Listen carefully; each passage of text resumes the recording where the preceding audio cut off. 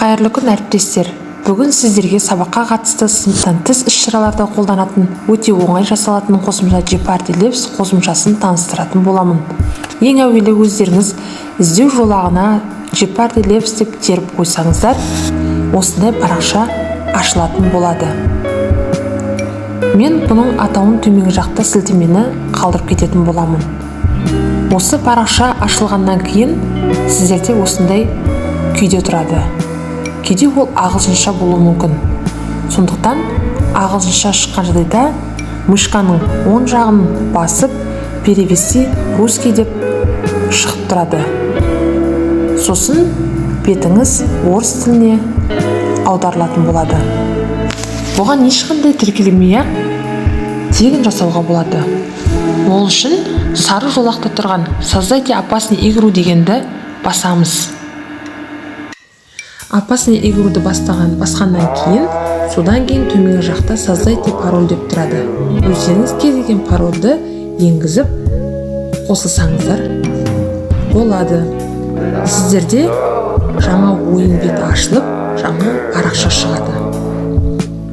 Енді өз-өзімізге қажетті категорияларымызды жазып енгізсек болады.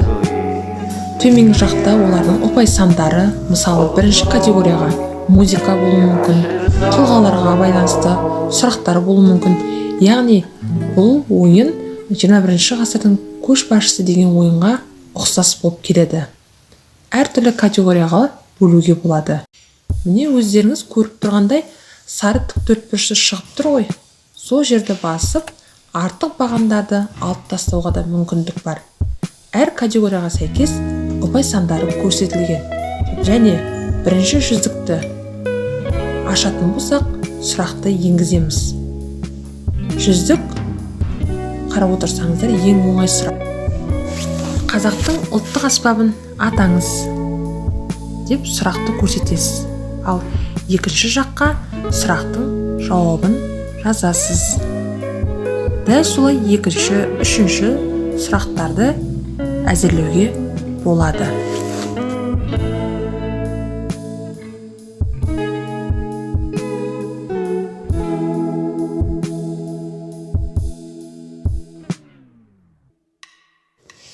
Бұл платформа сыныптан тыс іс-шараларға пайдалануға өте тиімді.